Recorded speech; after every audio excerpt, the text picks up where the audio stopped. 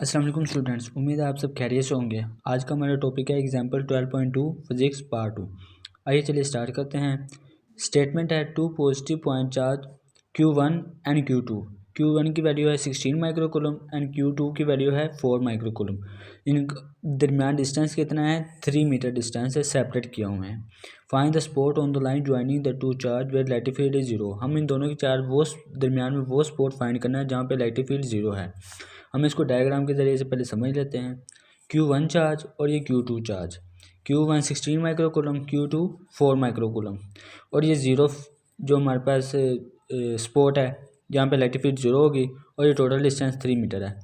अब इसके हवाले से आगे बढ़ने से पहले एक दो पॉइंट है वो आप डिस्कस करना चाहते हैं ताकि आपको इस क्वेश्चन की अच्छे से समझ आ जाए। आइए चलते डिस्कस करते हैं। व्हेन चार्जेस आर सेम, जब चार्जेस जो हैं सिमिलर हैं तो जीरो फील्ड जो लाइन होगी वो हमेशा चार्जेस के दरमियान में होगी, but closer to small charge, जो स्मॉल चार्ज होगा उसके क्लोज होगी। ठीक है, जैसे चार्जेस डिफरेंट हो गए तो जीरो फील्ड आउटसाइड होगी but closer to smaller charge. अब जो हमारा जो न्यूमेरिकल ये वाला एग्जांपल वो पहले पॉइंट के मुनासबत से है, उसी को देखते हैं। अब चलिए ये देखिए, जो पहला पॉइंट था कि बस क्लोजर टू स्मॉलर चार्ज, तो Q2 जो है वो स्मॉलर चार्ज है 4 माइक्रोकूलम, इसलिए जीरो फील्ड उसके क्लोज है। अब हमारे पास ये गिवन डाटा है, Q1 की वैल्यू भी हमने पुट कर ली, Q2 और distance between charge. Spot on line where field is zero, field हमेशा तब जीरो होगी उस जगह पे जहाँ पे E1 is equal to E2 हो जाएगा, वहाँ पे हमारे पास फील्ड जीरो हो जाएगी। ठीक है, चलिए अब देखते हैं कि E1 is equal to E2 ये जहाँ पे होगा। अब E1 की वैल्यू पुट करते हैं, field due to charge Q1। E1 is equal to 1/4πε0 जो कि K के इक्वल है, Q ओवर आर स्क्वायर होता है। आर स्क्वायर की Q की जगह हमने Q1 लिख दिया, और आर स्क्वायर की जो वैल्यू है वो हमारे पास अब इधर 3 - d² लगाएंगे। वो कैसे? आर होता है डिस्टेंस, इसका जो हमने डिस्टेंस लिखना है वो ज़ीरो स्पॉट जहाँ पे हमने लगाया उधर से। अगर डी हमने 2 का लिया है ज़ीरो स्पॉट से Q2 का, तो Q1 का हमें फाइंड करना है। तो टोटल में से अगर डी निकाल देंगे तो ये जो हमारे पास आ जाएगा जो वह है ज़ीरो फील्ड Q2 की Q1 की वजह से। ठीक है, तो ये 3 - d² हम कर देंगे। अब इलेक्ट्रिक फील्ड हमने फाइंड करनी है चार्ज Q2 की वजह से।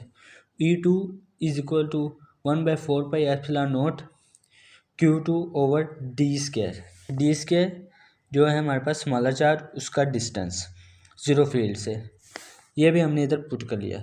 अब हम जब के जानते हैं E1 is equal to E2 होगा तो ज़ीरो फील्ड तब भी फाइंड हो सकेगी उस जगह पे जहाँ पे ज़ीरो फील्ड होगी, तो उस जगह ये E1 is equal to E2 हो जाएगा। चलिए इसी दोनों को रिलेट करते हैं। 1/4πε0 Q1 divided by 3 - d² is equal to 1/4πε0 Q2/d²। अब ये वैल्यू इस वैल्यू से कैंसिल होगी। अब Q1 over 3 - d², Q2 over d²। अब Q1 की वैल्यू हम पुट करेंगे और Q2 की वैल्यू पुट कर दी। अब d - 3 - d² 4 d², अब 10⁻⁻⁶ और ये इससे कैंसिल होगी, ये माइक्रो के इक्वल होती है। ठीक है, 4 1 और 4 16। ठीक है, तो हमारे पास ये 4 आ गया और ये 1। अब हमने इधर क्रॉस मल्टीप्लिकेशन करनी है दोनों को, ये क्रॉस मल्टीप्लिकेशन हुई 4 d², ये 9 d² - 6d प्लस 9। अब इधर से इस वैल्यू को इधर उठा के ले आएंगे या इसको इधर ले जाओ, वो आपकी मर्ज़ी है। तो इसको इधर उठा के लेके ज़ीरो के इक्वल कर देंगे, फिर उसके बाद d² 3 इसमें से माइनस करेंगे तो 3d² प्लस 6d माइनस 9। तो इसमें से 3 कॉमन ले लेंगे, 3 इधर जाएगा तो वो ज़ीरो हो जाएगा, d² प्लस 2d माइनस 3। अब इसकी फैक्टराइजेशन करेंगे। अब d² है इधर प्लस 3d माइनस d करेंगे तो वो क्या होगा, plus 3d minus d, 3 - 3d² हो गया ये वाला, ये होगा मल्टीप्लिकेशन में। अब इसको दूसरी तरह चेक करते हैं, 3d माइनस d माइनस करेंगे तो 2d आ जाएगा, ये 2d आ गया, तो हमारी फैक्टराइजेशन बिल्कुल ठीक है। d -1 हो जाएगा, इसको अगर कॉमन लेंगे d को, d + 3 रह जाएगा, और इधर -1 कॉमन लेंगे तो d + 3 आ जाएगा, तो d माइनस वन आएगा और d plus three is equal to zero. इनको अब अगर अलग अलग ज़ीरो के इक्वल करेंगे, d minus one is equal to zero, दूसरी साइड पे जाएगा d is equal to one आ जाएगा और d plus three is equal to zero आएगा तो d is equal to minus three आ जाएगा। ठीक है,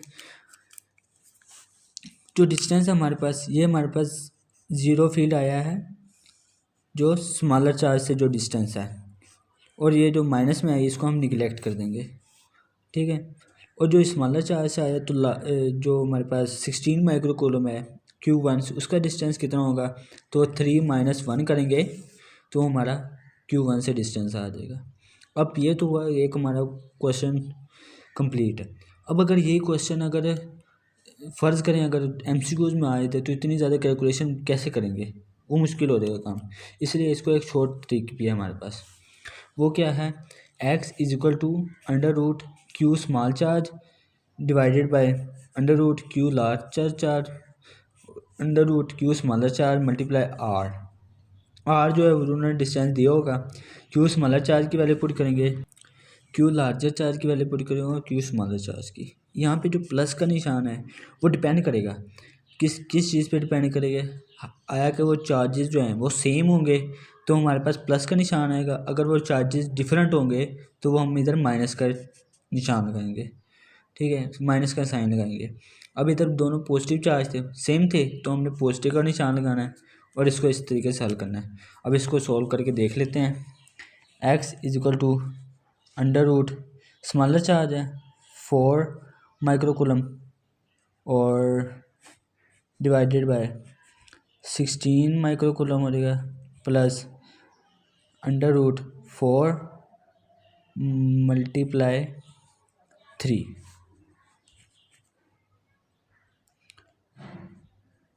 यहाँ पे अंडर रूट 4 है तो मल्टीप्लाई 10 रेज़ टू पावर -6 है। यहाँ भी 10 रेज़ टू पावर -6 लगा लेंगे, लेकिन वो फिर ऊपर से कैंसिल ही हो जाएगा जब इनको इकट्ठा करेंगे ना। 10 raise to power -6 10 raise to power -6 है, ये 4 तो हमारे पास ये आ जाएगा 2 मल्टीप्लाई 10 रेज़ टू पावर -3 आ जाएगा। यहाँ पे 4 multiply 10 raise to power -3 plus